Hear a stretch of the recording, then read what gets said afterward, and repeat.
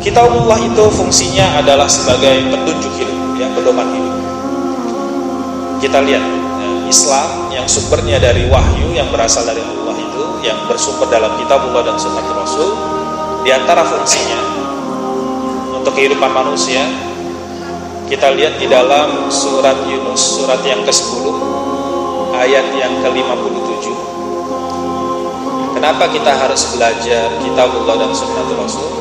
Di mana dinullah ini tertuang dalam Kitabullah dan Sunnah Rasul. Nah, di sana dijelaskan di dalam surat ke-10 ayat ke-57 yang pertama, ya ayuhan nas, di mana panggilannya adalah kepada seluruh manusia, panggilannya.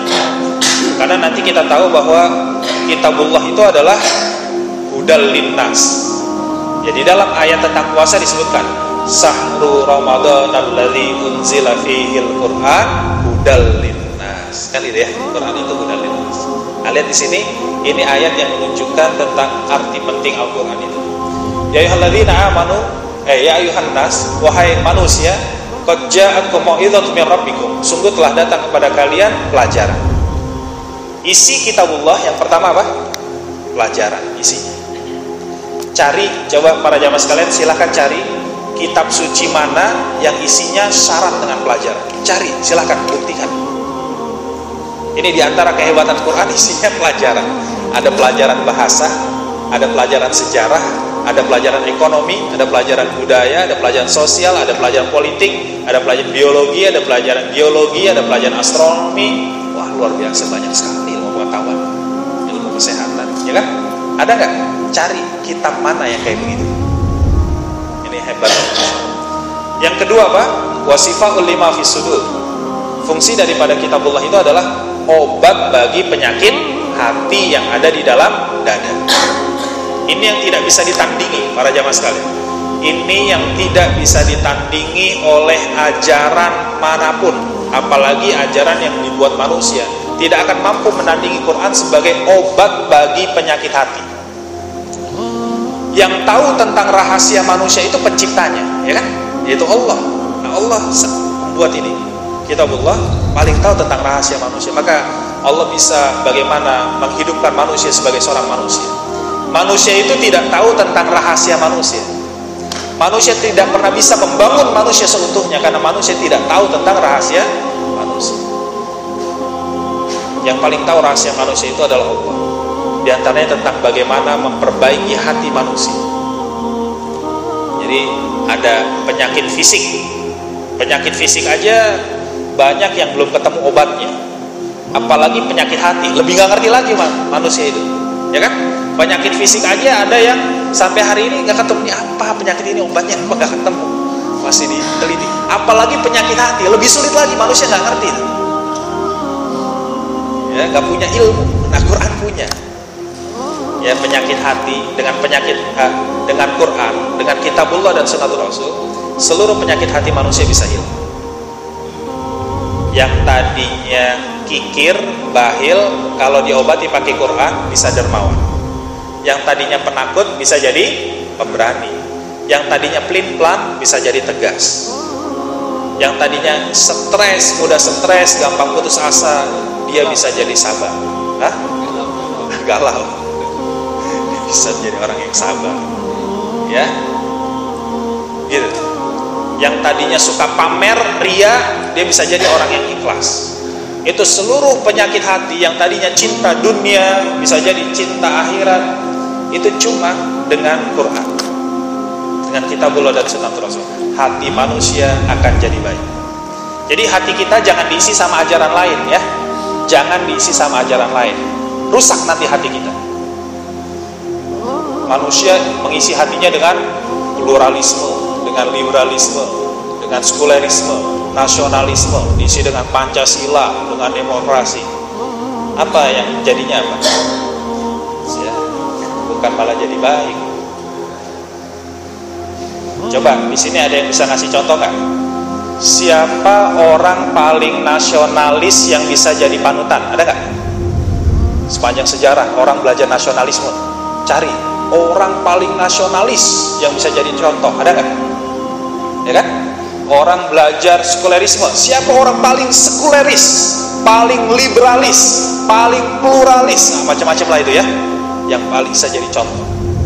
Orang belajar Pancasila, ada nggak? Siapa orang paling Pancasilais yang jadi uswatun hasanah? Ada nggak?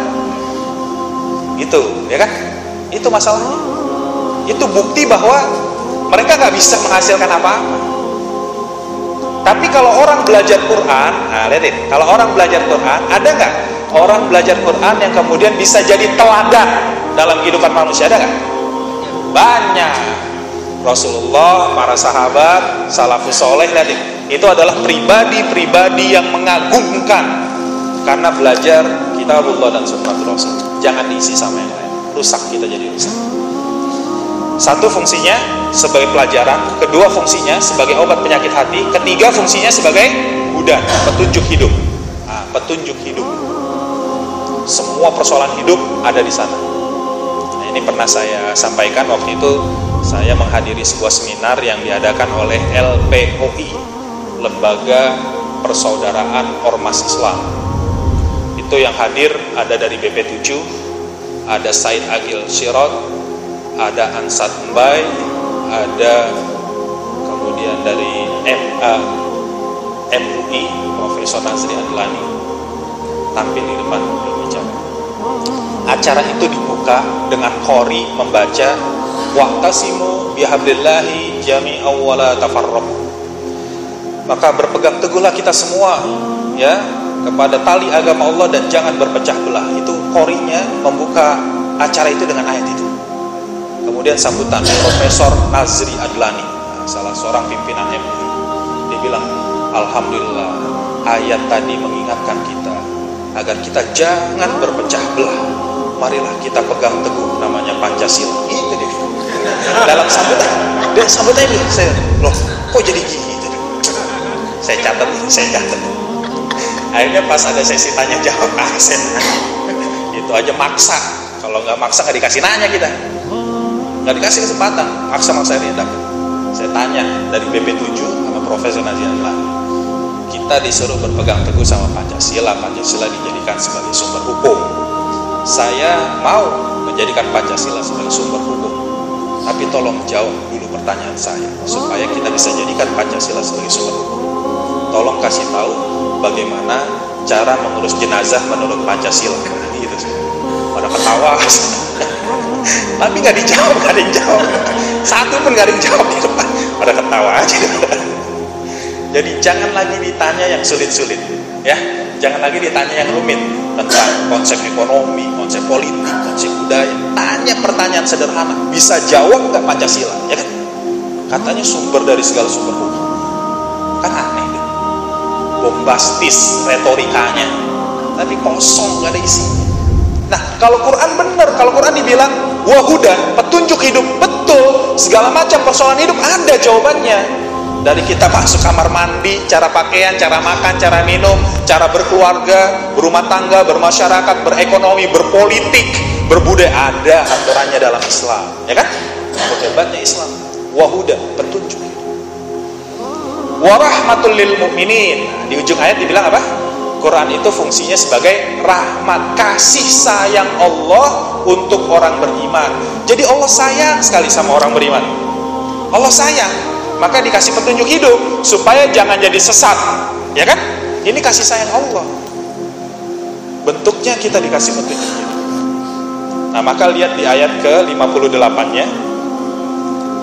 Qul fabidzalika qul bifadlillahi wa birahmatihi fabidzalika falyafrahu. Katakanlah Muhammad, oleh karena itu dengan karunia Allah dan kasih sayangnya, dengan karunia Allah, dengan kitabullah dan dengan kasih sayangnya, fabidzalika falyafrahu. Harusnya kalian gembira nerima Quran. Nah gitu loh. Umat Islam tuh harusnya nerima Quran tuh gembira, senang. Kenapa? Hebat betul kitabnya itu. Isinya pelajaran, obat penyakit hati, petunjuk hidup, kasih sayang. Harusnya kita tuh gembira nerima Quran. Kenapa? Karena huwa khairum mimma yajma'un. Lihat di ujung ayat. Quran itu adalah yang terbaik dari apapun yang manusia kumpulkan. Nah, silakan kumpulkan ajaran apapun, bandingkan dengan Quran. Bisa nggak? Ya kan? Harusnya gembira. Tapi kenyataannya gimana? Umat Islam mensikapi Quran gimana? Senang apa merasa kecewa atau merasa berat? Gimana? Berat. Banyak orang Islam itu menganggap syariat, apa Islam bikin repot gitu ya. Islam tuh seolah-olah jadi beban, sesuatu yang menyusahkan. Islam bikin susah, bikin repot. Coba bayangkan, nggak ada gembira-gembiranya. Bentar lagi puasa lagi, gitu dibilang. Bahkan kalau bentar lagi bulan puasa mau habis, dia bilang, bentar lagi bebas sih kita. Gitu dia ngomong. Coba, orang Islam tuh kayak gitu. Apalagi suruh itikaf, wah berat betul, kelihatan. Pusing mukanya kalau suruh itikaf. Suruh nutup aurat berat gitu ya, suruh ninggalin riba berat. Kadang umat Islam tuh gak ada gembira-gembiranya. Coba gimana ya? Harusnya kata Allah kalian tuh gembira dong menerima Quran. Tapi banyak orang kok malah jadi merasa susah, merasa terbebani dengan syariat. Ini aneh. Itu ada masalah.